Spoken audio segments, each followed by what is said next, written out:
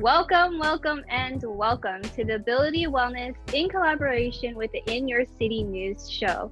Today's Q&A panel will be about sustainability in our community and climate change. I'd like to introduce myself. Before we start, I am Jenny Lee Arnaldo. I am co-hosting with our talented host, Vit Ying. Vit, can you please introduce yourself?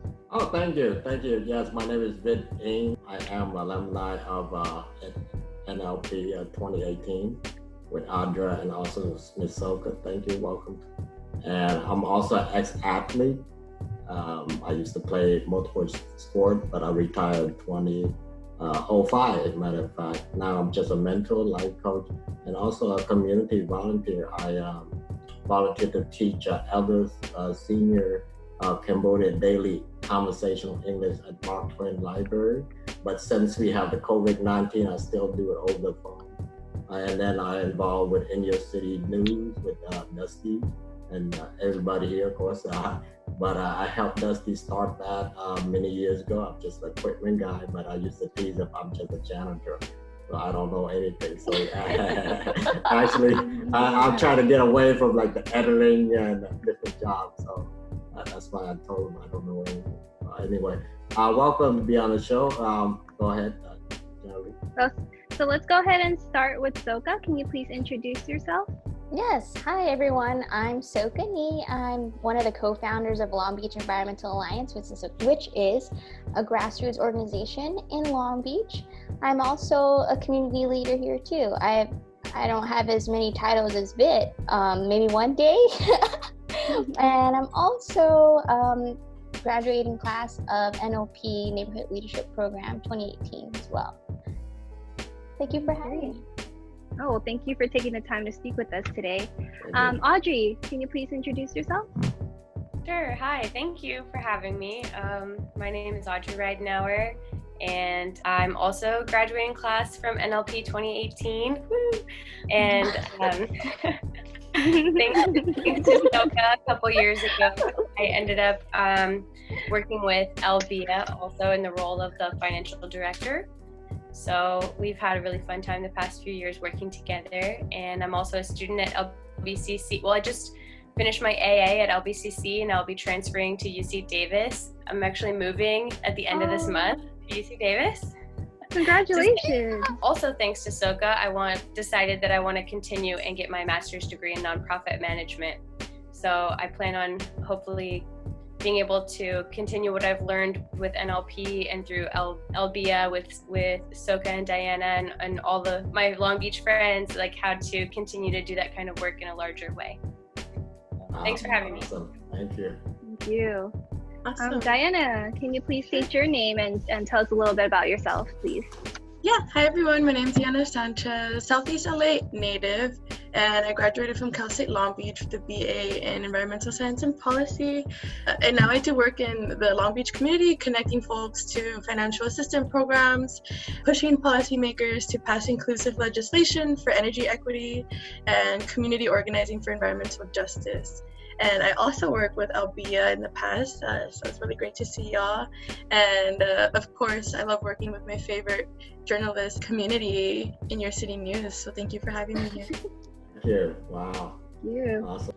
All right. So Soka, we'll start with you. All right. What inspired you to develop the Long Beach Environmental Alliance organization? I was interning with Surfrider Foundation, Long Beach chapter. And there I was a volunteer coordinator, and John was the Hold On To Your Butts coordinator. And Surfrider Foundation Long Beach chapter is that's a mouthful, but they're different from any other organization and any other Surfrider foundation because we're the only Long Beach is the only beach that has a breakwater, and so they mainly focused on taking that breakwater down because Long Beach, before the breakwater, was known for really good waves, and a lot of surfers would come out. And so, Surfrider, they wanted to bring the waves back. And bringing the waves back would mean that the ocean would be able to circulate and it would be healthier. Yes, that sounds great, but climate change is upon us.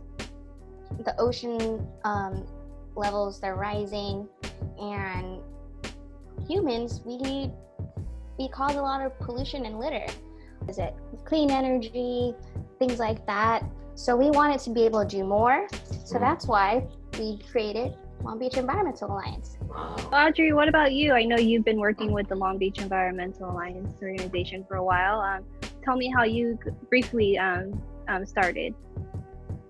Oh, this is actually really funny, and I love to talk about this because I had a weird hobby that was collecting cigarette butts, and I thought I was the only person in the world.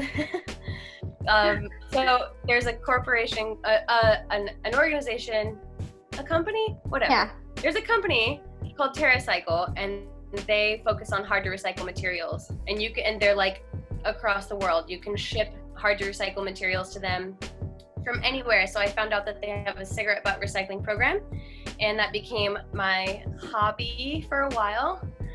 Just collecting cigarette butts, and I would always have like gloves in my backpack, and I would run around and like with a jar and like pick up butts everywhere I went. It just sounds like so crazy. And I always smelled like cigarette butts, and that was like my signature smell.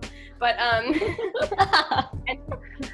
then I found this event on Facebook. A friend was like, saw it and thought of me and sent it to me, and it ended up being Soka and John having an Albia event, a cigarette butt awareness day. How are you involved with the Long Beach Environmental Alliance? So first off, I need to acknowledge the fact that I don't want to take any of the credit away of all the hard workers for Albia, because while I've volunteered with y'all and have always supported y'all, I definitely have not been the one putting in the work. So thank you to everyone at Albia who has been doing that. You're always there. No, all we need is your support. That's all we can ask for. For sure. But I know she covered a story once. Yes, and that was yes. yeah. So I met Albia and Soka and John, I think, at the same event, a sustainability focused event hosted in Long Beach, right? So to talk about that more, I guess I'll kind of backtrack about how I got into focus in like the sustainability field. So as many of you are aware, like in like people of color households, like outdoorsy things like hiking, camping, conservation aren't really usually a part of the narrative. Like I never even heard the word environmentalism until college, right? And I think I first got exposed to it watching documentaries, and from watching them, I think I was watching An Inconvenient Truth. I'm sure a lot of y'all have seen it or have heard of it. And I think from then it made me realize like, whoa, I really don't know anything about this, right? And there's so much I don't know about. So that's when I kind of started doing my own research. And in that research, I realized that I was like really passionate and like angry and also confused. And yeah, I think that was the first time ever in my life that when I was studying things, it was something that I was actually passionate about and really got interested in. So I switched my major from business administration to environmental science and policy. And yeah, basically from then I was hooked and fascinated, and eventually kind of doing that work, I met more sustainably minded folks like Soka and Audrey. I remember NLP, there was a day of discovery, I believe, and then I see Soka and Audrey were walking around picking a cigarette butt.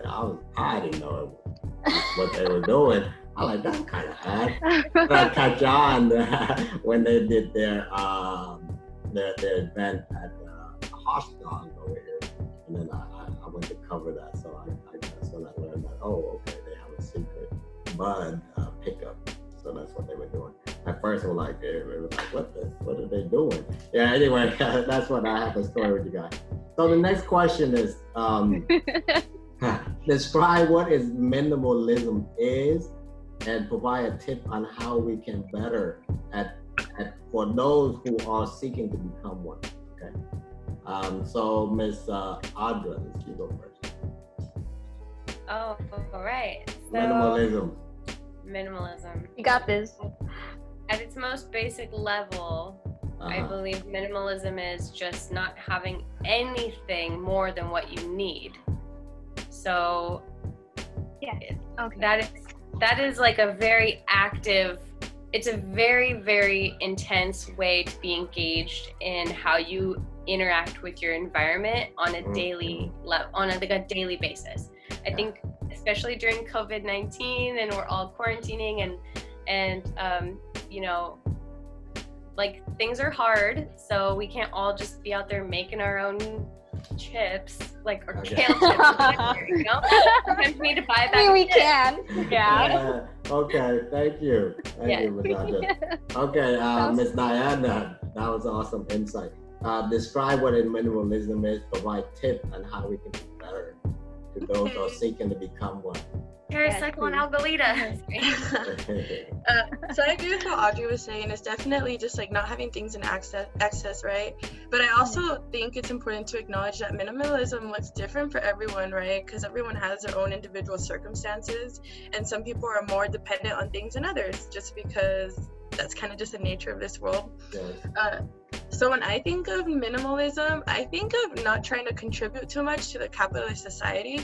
Often environmentalism or minimalism isn't just for like this elite sector of people, it's for anyone, and it's really important to be inclusive in that way. Thank you. Well said. Wow, thank you.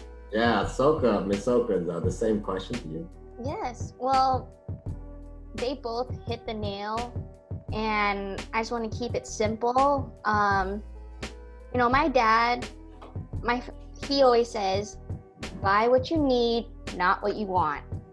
So I've always had that embedded into my life. And, you know, think about the 3 R's, reduce, reuse, recycle. But there's this new thing that people say now, it's 4 R's, refuse first, then do the next 3 R's. So you just have to look at what we have. And when you think about it, you know, we have this life. And all these things, we can't take it with us. So why do we hold so much value with things? You know, unless it's sentimental. So we really just have to, you know, if you have a roof overhead, food, clothes, we don't need all these extra things. So yeah, buy what you need, not what you want.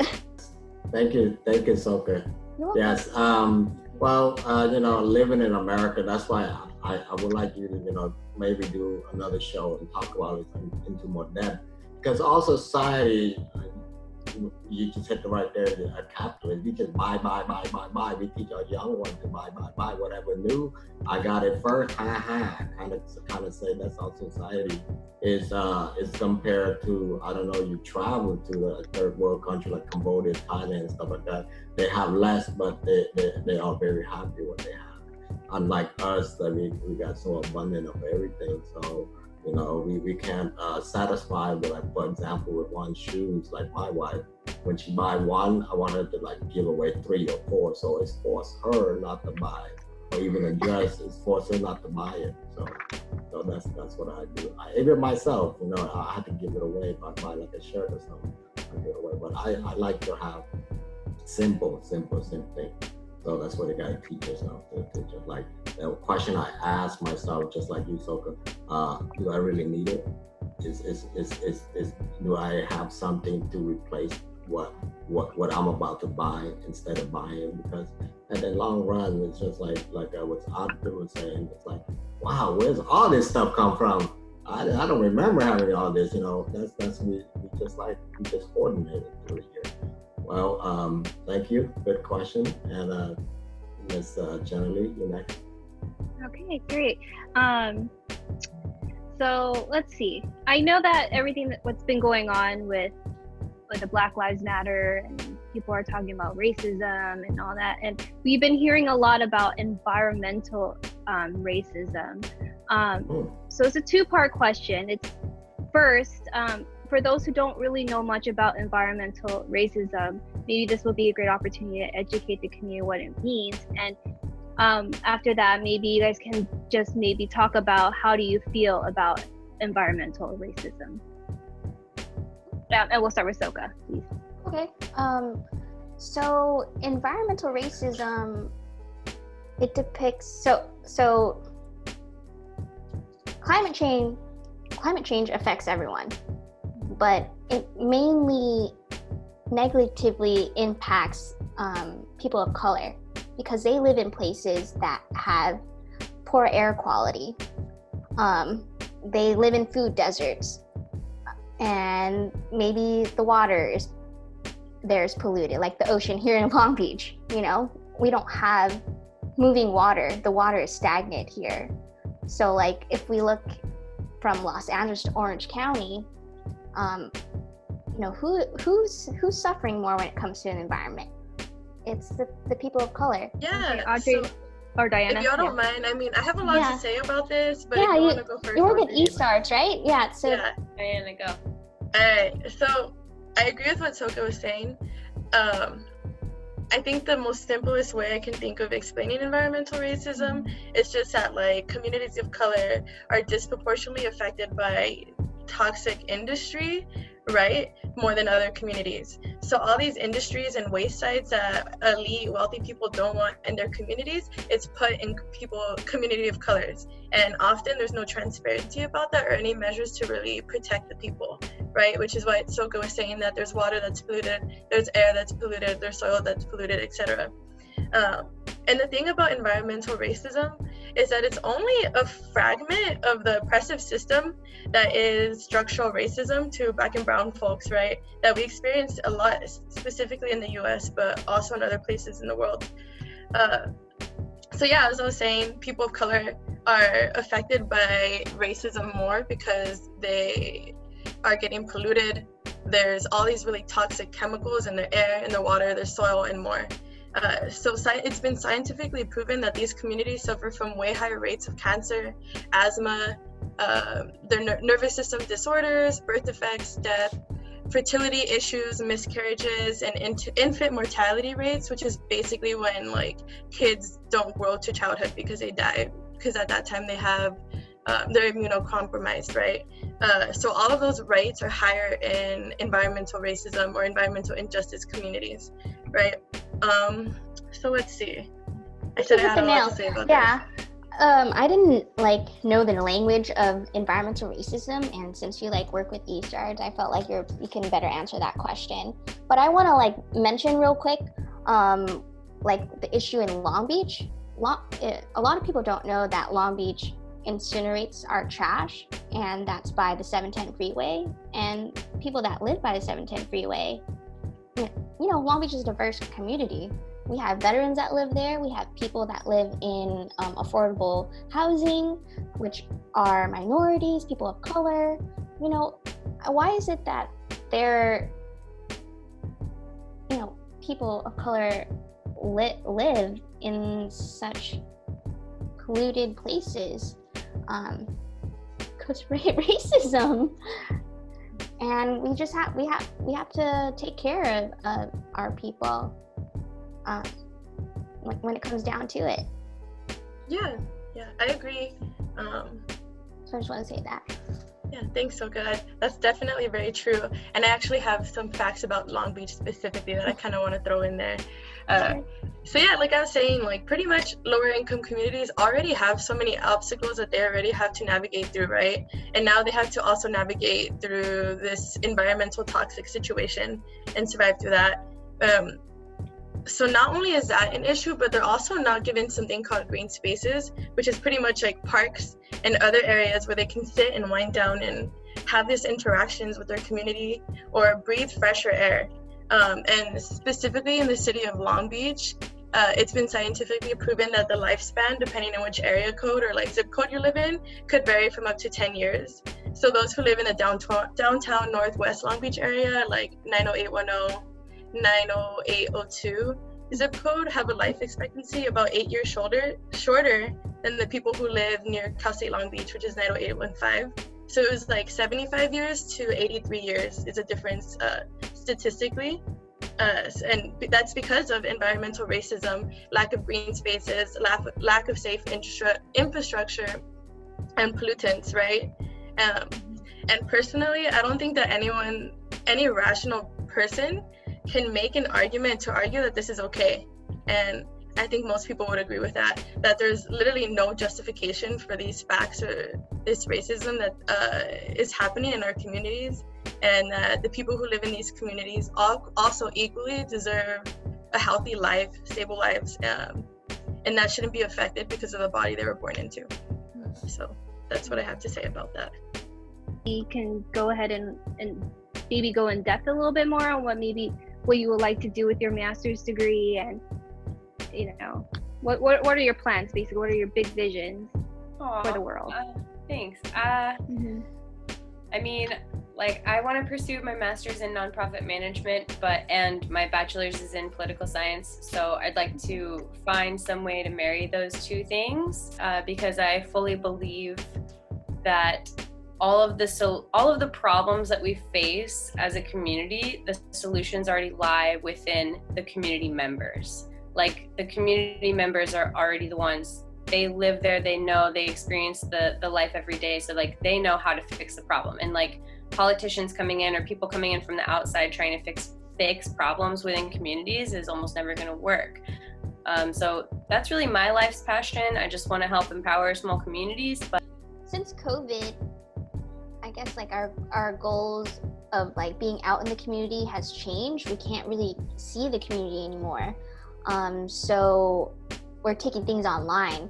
And right now we're working with the city officials and even the city of Irvine to create community choice energy, which is to bring clean energy here to Long Beach. And we're getting people to do things at home, emailing Congress, maybe making phone calls, signing petitions online, things like that. So there are many things people can do to take action, and we want to tell people, hey, even though you can't go out to a beach cleanup, you could still take action at home, and even in your everyday habits, instilling sustainability into people's lives, and having that lifestyle, whether it be trying to achieve zero waste, saying no to plastic. We talked about minimalism, maybe instilling that in people. So I think with Albia, now that we're again not going into the community, I want to be able to tell people, hey, we can still take action. And we're trying to think of other innovative ways to have people be able to do something while they're still at home. And yeah, we're always open to new ideas too. Thank you. How about you, Diana? I mean, I kind of see all three of you having your own environmental show. How do you feel about that? I'm open to it. I think on a personal level, I definitely want to develop a little bit on my like community organizing skills, right? And like outreach communication skills, because I feel like I'm like comfortable with people, but I don't have like the highest confidence in my ability to like have people really understand what I'm saying, right? So I think personally that's something I definitely want to develop, but I don't want to make this about myself. Outside of that, I think my ultimate goal is to empower people, right? To give them resources, to give them the confidence to be able to take control of their own lives and not be exploited by some industry, some elected official, etc. Let's see, like, so I obviously really care about being inclusive, the environment, and animals, right? So one of my other goals is like having people understand that the issue of climate change and sustainability is directly related to the animal agriculture industry. So I want that to be a more common part of the narrative, right? Because I think it's important, and I think with the issue of climate change, we are going to see the possibility of a lot more suffering because of natural disasters and because of the industry of like sicknesses, viruses, and things like that. So to me, I think it's something that's always been important, but is going to be increasingly important. What else? Let's see. Future show. Oh, and I guess the other thing ultimately is just kind of, which Soka was covering this a little bit, is like people understanding that the material things aren't what this life is about, right? Like this body and this experience is actually pretty temporary. And to help people connect to something deeper. Yeah. Okay, thank you. So are you ready for the next question? Oh, okay. Wow, well said, well said. Yeah, that's definitely very insightful. I'm gonna start off with Audra. Audra, what do you think considered clean energy to you? Man, I feel like that's such a complicated question. In your opinion? Well, I know that the city has done a lot to switch its public transit to, natural gas. So all of our buses are natural gas run buses, and I think that's a really important step. But that it's not a clean energy.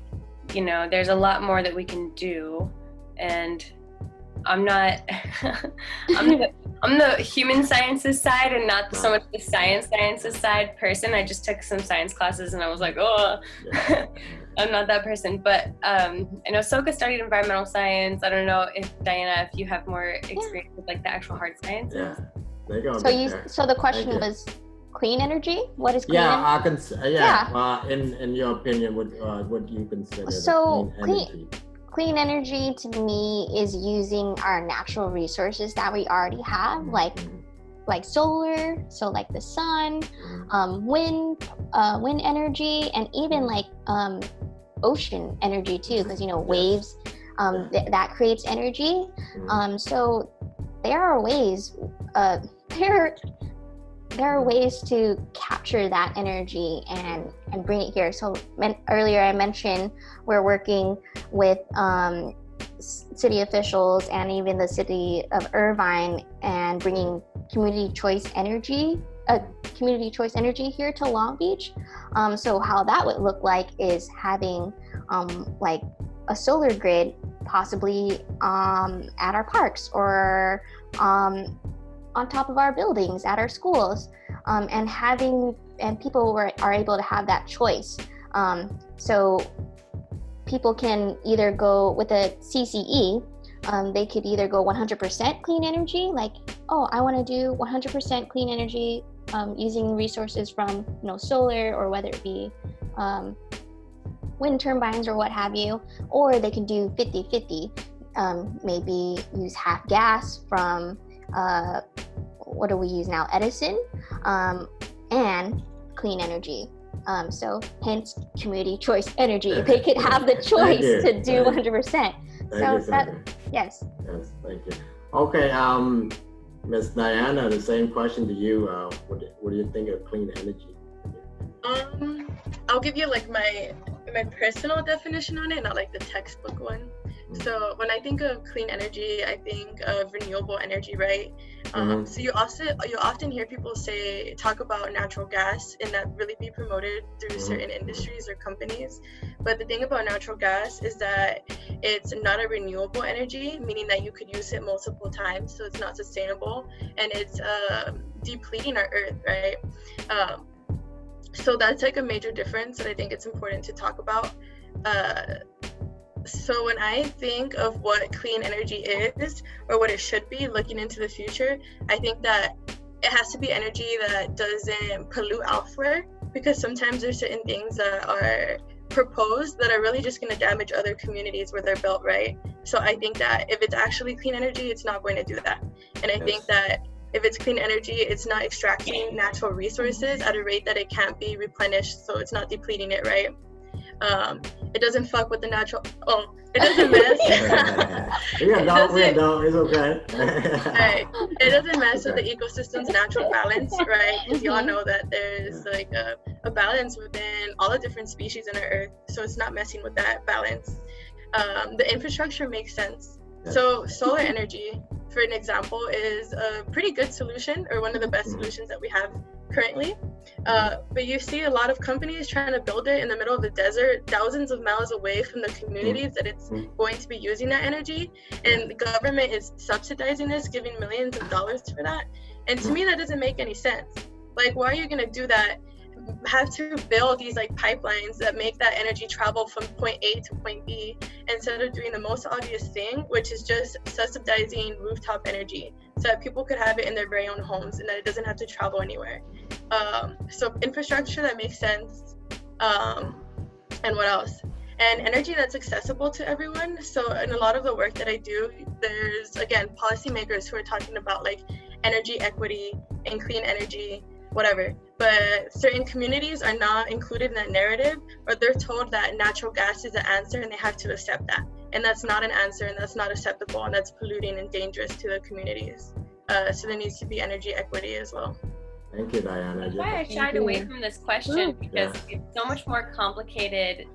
Like, you can ask the question so simply, but like, even if you're thinking about like energy created that needs to be stored in a battery.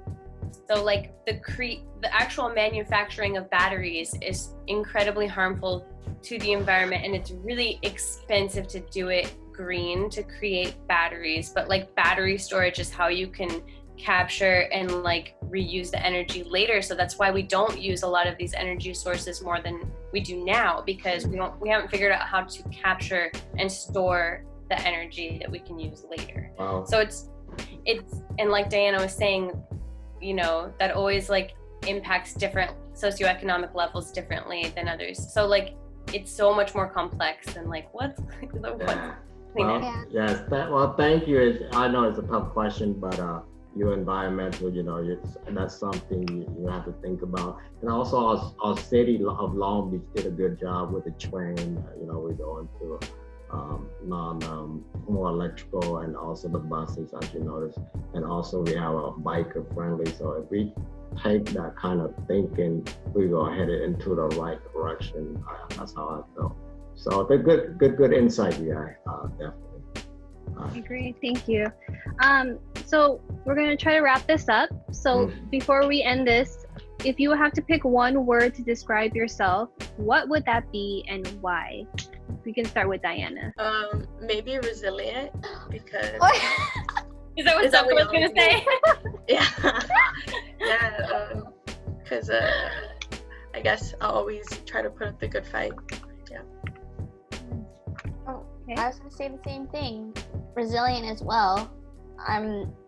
No matter what, the environmental fight, I'm never going to stop.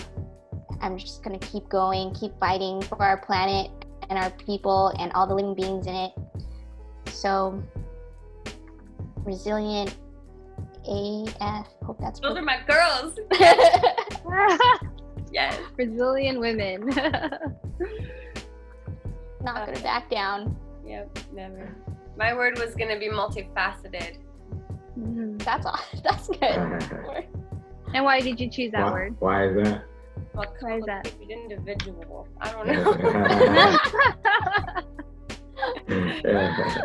Well said. Yeah. All right. Is there one last thing that anyone would like to say? Bit, anybody? Yes. Well, I hated to come to an end, you guys. It was been a pleasure to have you guys on the show. One last question. Start with Ms. Soka. What would you like to add, and that I failed to ask you? Well, one, thank you both, Vit and Jenny Lee, for having us. But what I like to add is that, like, we only, it's cliche, we only do live once, and time is very valuable.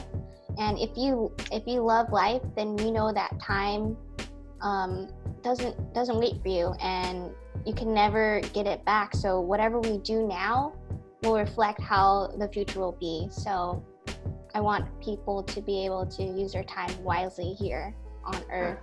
Thank you, Ms. Audra. The same question. One last thing I would love to add is I work in a restaurant, and I have two very practical tips if you want to be more sustainable during COVID-19. So we've all switched to like takeout instead of dining in. So you're either ordering on like Grubhub or whatever. Can you guys hear me still? Yes. You're frozen. Yes. Yeah, your face is frozen. Okay, you guys' face is frozen too, but really? Oh, there you are. Yeah. Okay, it's better now. Yeah. Okay, perfect. My connection is unstable. Apologies. So this is, I think, so important because I work in a restaurant and I see this every day. And since we've gone to takeout only, I've had to give away so many like plastic silverware in a little plastic thing, you know, and like those are not recyclable. You have to throw them away, and then they're just in the landfill forever. So I wish I could tell everyone in the world, if when you order on Grubhub or DoorDash or Postmates, if you click the little box that says no silverware, please, I'm trying to save the world, the server, whoever prepares your thing, almost never sees that. So if you type it in under the item that you ordered, the server or whoever prepares your to-go items, they will see it then, but you have to type it in. Almost 100% of the time they'll see it. Good to know. Good to know. Thank you. Yeah. Yes, that's it. Oh, thank you. Thank you. Good to know. Ms. Diana, the same question. Would you like to add in anything I failed to ask you? Yeah. So this is actually a bit of a shameless plug more than anything. But before that, Audrey, that was solid advice. I'm really happy you said that.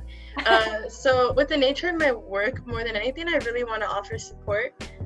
Obviously, right now, many people are suffering. Many people lost their jobs or financial stability.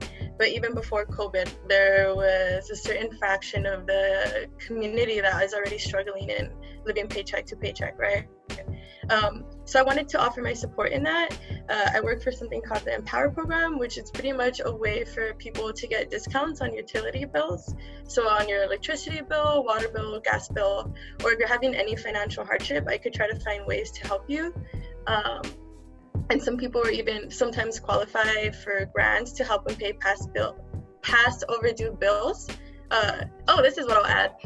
In the US, we have a really horrible issue where something that should be a basic human right, like water, isn't given to people, right? So there's communities, there's individuals, there's families where their water is shut off because they're past due on a bill or because of whatever circumstance that they can't pay it back.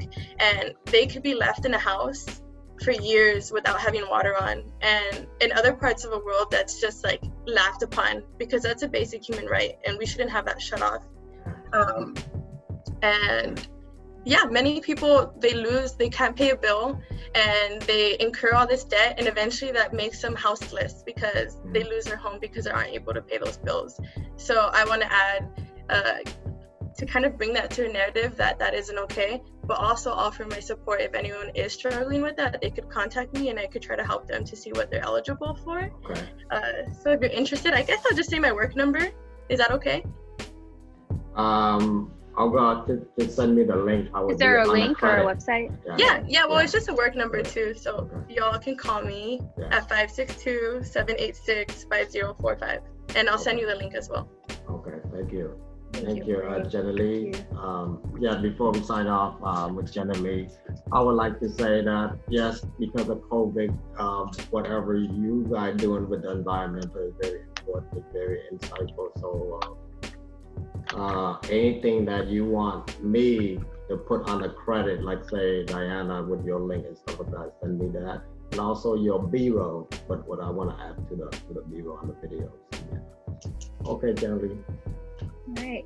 So on behalf of Vith and I, we would like to thank our panelists for taking the time to inform us or educate us about sustainability and how we can continue to take care of our earth and the surroundings around us. So we continue to look forward to see you guys paving the way to a better world, and keep doing what you're doing. Vith and I can see the passion in your eyes and passions in your heart, and just keep doing what you're doing, and we're thankful to have you beautiful women to pave the way to a better world.